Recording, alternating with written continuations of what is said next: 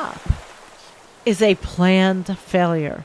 Henrik Nordberg, when having a bad plan is worse than not having any plan. Okay, so one of the things I learned when working for the engineering company ABB was that many projects fail by design. They start from rudimentary and slightly naive understanding of the task at hand and stick to the original project plan long after it has become obvious that it will never work. The problem is that most of the people on the project are satisfied with working on the tasks that are assigned to them and have little incentive to question the overall project goals. Okay. Thus, failures are ultimately a management problem and are common in many large organizations. I recently came across the following helpful graphic in a report on education, a Cambridge approach to improving education, which illustrates the phenomena beautifully. So here it is. It's cycle for planned failure. There is a problem. Number 2, the problem is not fully analyzed. Number 3, the solution is determined using partial knowledge. Number 4, the solution is applied and only partially addresses the problem. And number 5, the application of the solution interferes with and reconfigures the system, creating all new problems. All right, so this is a systems article. The important lesson is that having a plan is often worse than having no plan at all. The only way to break the vicious cycle is to admit failure and act accordingly. Okay. The Conference of the Parties, COP, is a perfect example of a planned failure. It keeps many people and organizations busy. Yes, that's true. Retains the illusion of progress and prevents the kind of out-of-box thinking that would necessarily, be necessary to save humanity. It started out with a couple of naive assumptions. Climate change is a problem that can be fixed by technology. There is no conflict between the size of the economy and climate protection. Countries are willing to collaborate. So this is what, this is like the naive assumptions that these are actually happening. Today, we know these assumptions were wrong. So we need to stop beating the dead horse and go back to the drawing board. That is currently, there's no plan for stopping climate change. We need to change that. Technology is not enough. And here he's got the graph. Jennifer, can you see it? The CO2 emissions? Absolutely. And I did look at this and take a look at this. So what is tracking together? We've got CO2 emissions and we've got the current climate policies tracked against the global GDP. So the CO2 emissions and the global GDP track perfectly. Then there's a divergence of reality, and that is because the goal is to increase the GDP by at least 2% annually, right? Yeah. And simultaneously, they want to have the CO2 emissions within a decade.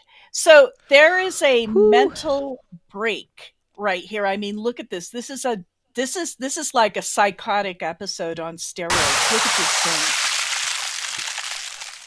thing. Look at that thing. It's not going to happen, right? They're dreaming. This is all part of the bargaining process. Yeah. Actually, this is all part of the techno weenie. We can fix it. If I can think about it, I can make a machine good enough to fix everything.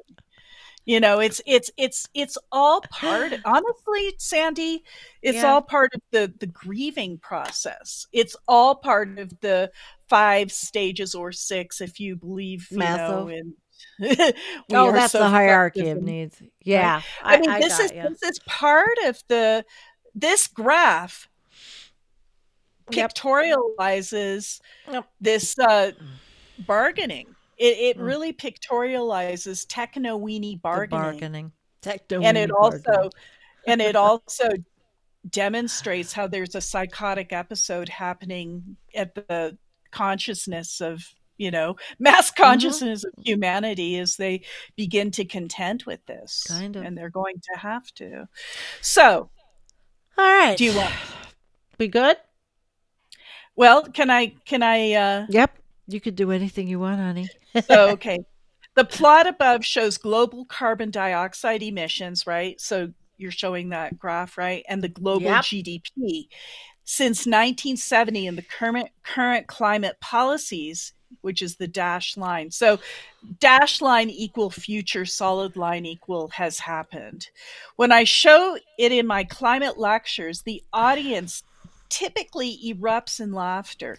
Yet Yes. this is not a joke.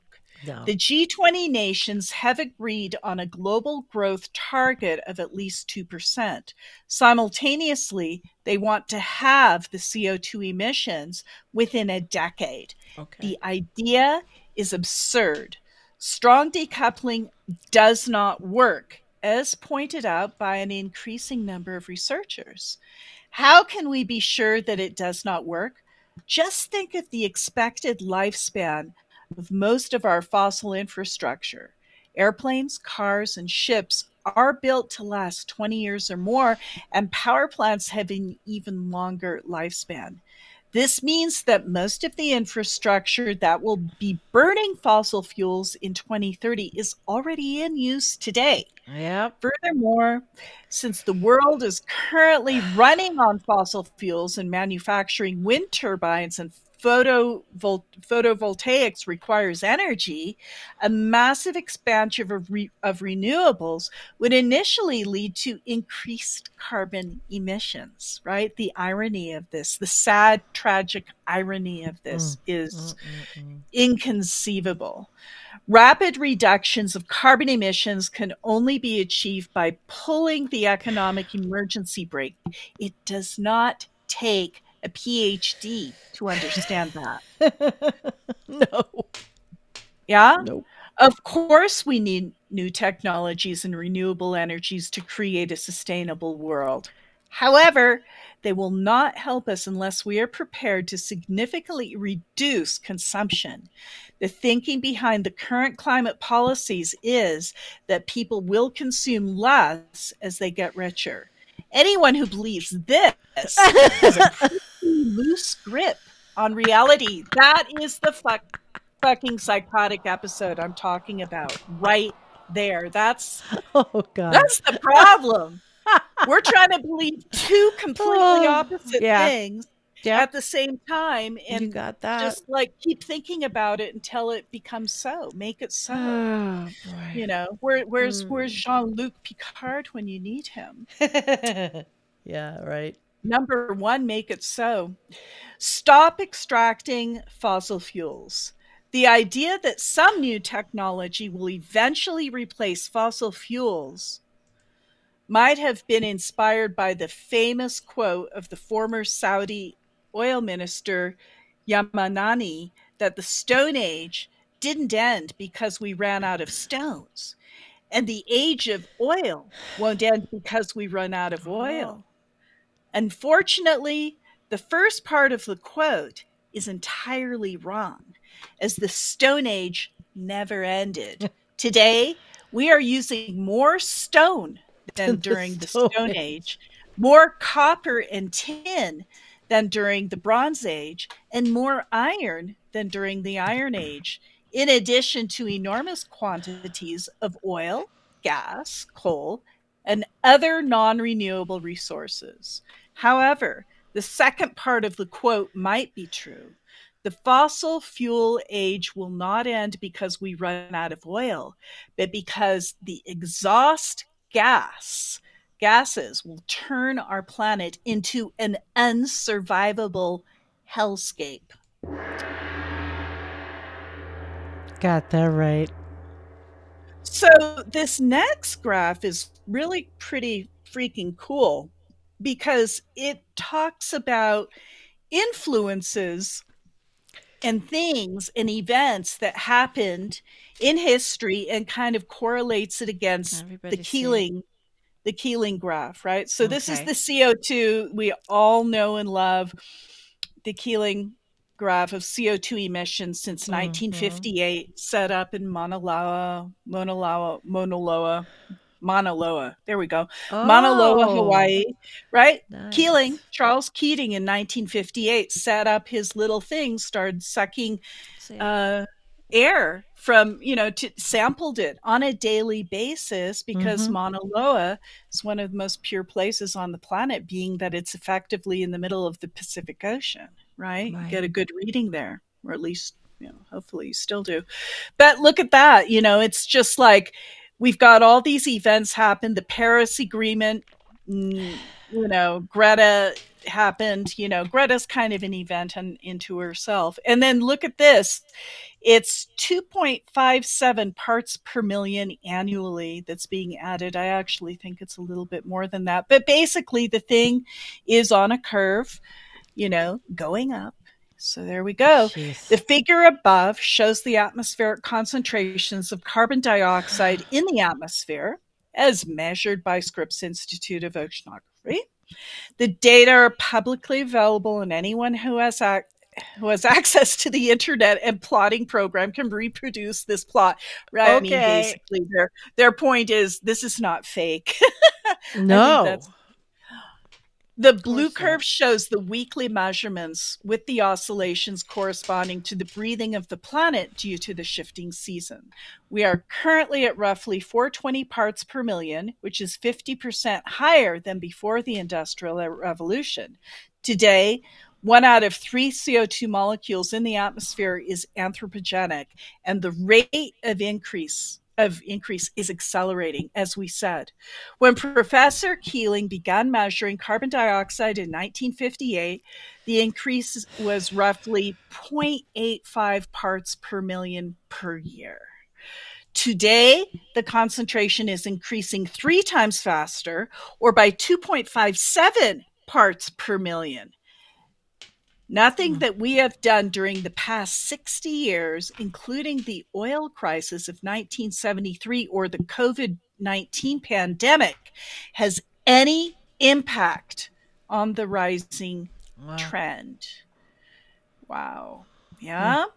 The shaded red area in the plot above represents the danger zone. If we reach 450 parts per million, we can forget the Paris Agreement. However, since we are adding carbon dioxide to the atmosphere at an accelerating rate, it does not matter where we put this boundary. The dash curve is a polynomial fit to the data that can be used to compute the annual increase of concentration, which is closely related to the anthropogenic emissions as shown in the plot below. So that is very interesting. I'm glad we're digging deep into this article, Sandy, because it actually has to be gone into, I think. Don't you Mm-hmm. agree? Yeah. Absolutely. Good. So let's see. This is the annual CO2 emissions, and this is Mm-hmm. the annual increase in CO2, and it is just like lined Let's up see if we right can on this see that graph. one. Look at Yeah, we that. can. That's Yep. a good fit. Yep. There is a good correlation between carbon emissions and the increase of CO2 in the atmosphere. Up, up, Adding up. 17 gigatons of CO2 to the atmosphere increases the concentration by roughly 1 part per million. Wow. Okay. So 1 part per million is 17 gigatons of CO2. Oh, Okay. I mean, overwhelming. it's exact, actually. Yeah. It's math, it's physics. Wow. Since we are approximately at 30 parts per million away from disaster, this gives us a carbon budget of about 510 gigatons of CO2 in your dreams. It's not going to happen. The exact value is unimportant since every ton of CO2 escaping into the atmosphere adds to the misery of humanity. The Probably why message I don't is feel good, simple. Jennifer.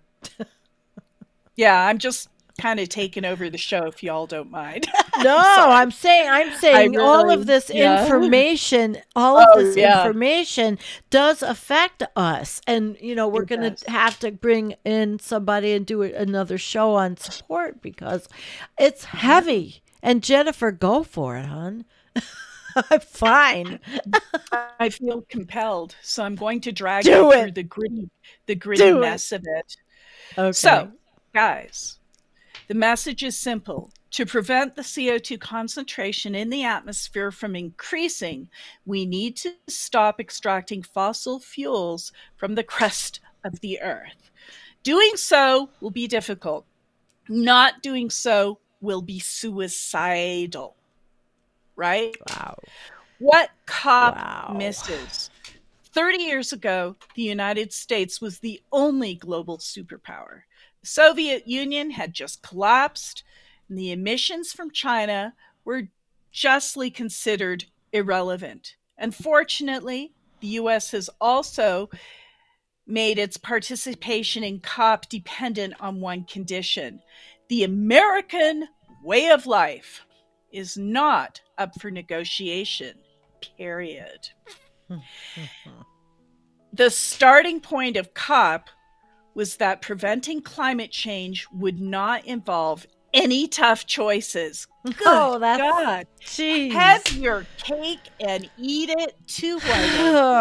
That's like another toilet flush. I'm telling you. Today, we know that this was wishful thinking. See, this is all part of the grief process. This is all part of starting to contend that you have fucked this up beyond all repair and you're going down the toilet yourself. Today, we know that this was wishful thinking without any basis in reality. However, rather than admitting this fundamental flaw and stopping the project, we continued to muddle on, hoping for a miracle, just like the generals of World War I continued to send soldiers out of the trenches to walk toward the enemy machine guns. Oh, shit. That's heavy imagery. God. Continuing to insist on economic growth is just as stupid and will kill a lot more people. It is. So this is our mental problem. This is our mass consciousness mental problem that they're talking about. The problem is that our societies are entirely dependent on fossil fuels. Not only do they provide most of the energy we use, but they also serve as raw materials for the petrochemical industry, and they power our armies. The last point is essential. Since the beginning of the 20th century, wars have generally been won by the countries with the most advanced technology and access to enough oil to power their ships, tanks, and warplanes. Yeah, what we're doing. This has created the ultimate vicious circle. Nations need oil to fuel their armies, and they need armies to secure their access to oil. The fact that the emblem of the United States Central Command is an eagle guarding the Persian Gulf says it all. We kill for oil, and holy shit, look at the background map. See that United States Central Command badge? Yep. Do you see the little talons of the, well, actually it's the beak of the eagle. The beak of the eagle is basically in the Persian Gulf. This is like Saudi Arabia. Yeah, and the United States and the Saudis. I mean, we've been partners on this shit for a long time. Look at that. Saudi Arabia, it's right, their talons right into Yemen or something. Oh my God. Sorry, I just was quite fascinated with that badge. Okay. Now I have to make it smaller. Thus, oil has become like the ring of power in Tolkien or Wagner. It is the weapon that bestows unlimited power on its owner, but will ultimately destroy him. In a world of conflict, nobody will let go of such a weapon because the slow death from climate change seems less threatening than the risk of being defeated in a war. The Wow. declaration from COP27 does not mention words like oil, gas, growth, conflict, war, or refugee even once. It does, however, quote, express deep concern towards the significant financial cost associated with the loss and damage for developing countries, resulting in increasing the burden of indebtedness and impairing the realization of the 2030 Sustainable Development Goals. What a bunch of subterfuge. Jesus, I mean, it's really hard to understand even what they're saying.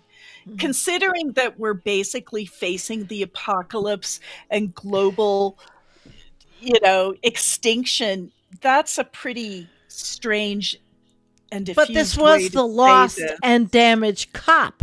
And we've heard Mia Motley talk about that they need the money. And she didn't use the word degrowth necessarily, but in their countries, the only thing they need to do there is tourist economy. So they just need to live. They need to live. That's what this is referring to. It was the loss and damage cop, the African cop. True. That's true. The fact that people are already dying from climate change is nowhere to be found. On the other hand, the word invest appears 8 and finance 18 times. Because it's going to cost money to get out of the mess, which we're not going to get out of. If any question why we died, tell them because our fathers lied. And that's a quote from Rudyard Kipling. COP is an endless cycle of planned failures. It is the wrong people trying to solve the wrong problem with the wrong approach. Oh, what a recipe of a mess of disaster that is. It is. Global climate compensation. Let us conduct a small thought experiment. We want to draw upon a plan to stop the destruction of our planet based on current knowledge. Obviously, first priority must be to end the extraction of fossil fuels, and the only question is how to accomplish this, as human society is almost entirely dependent on fossil fuels. Yep. Global direct primary energy consumption. Look at it, terawatts. Now, and it shows you all of the different fuels. 1800 to 2021, so it's got 120 years on there. And it's showing the breakout of biomass, coal, which is actually on the decline, if you'll note. That kind of looks like it. Oil, which is also kind of going... Well, it's hard to say. And then what have we got here? Oil. Gas. Nuclear is not really much, but boy, what a problem that nuclear power has caused us. Hydropower, which is negligible, wind, solar, and other renewables. I mean, they don't even really register. So you look at this thing and you can see it's really broken out between coal, oil, and gas. Yeah. Wow. Not surprisingly. Not surprisingly. Here is a list of problems with the current approach. Number 1, since the power of nations depends on fossil fuels, it is meaningless to discuss voluntary commitments. Any perceived threat will immediately lead to countries reneging on their promises.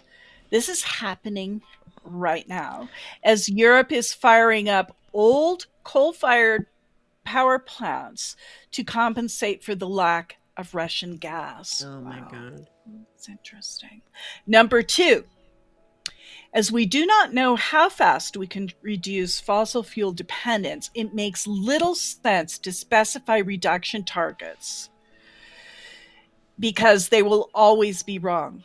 Regulating the price makes a lot more sense. Number 3, national or regional efforts to reduce fossil fuel consumption will lead to lower prices on the world market, benefiting countries still relying on fossil fuels. Number 4, the cost of decarbonization needs to be distributed fairly. So those were the list of problems and the current approach, so 1 through 4. In other words, we need a global, foolproof way of introducing a carbon tax in such a way that poor countries do not suffer. This precisely is what global carbon compensation accomplishes. 2 things. Number 1, all fossil fuel producers pay a fee proportional to their production to a global fund. And number 2, the money from the fund is distributed to the world's nations on a per capita basis. The first part of the plan introduces a global carbon tax without loopholes in the simplest way possible. The second part can be thought of as an automatic loss and damage scheme where the amount paid to poor countries is directly proportional to the consumption of the rich. The main advantage of the global climate compensation, as you were saying, Sandy, which makes it superior to all other plans, is that it is testable. Since the implementation is trivial, we could try with a reasonably low carbon fee and see what happens. We are currently conducting a dangerous, uncontrolled, and irreversible experiment with the Earth's biosphere. I mean, yes, we are. Would it not be better to perform a risk-free, controlled, and reversible experiment with the global economy? Any sane person knows the answer to this question.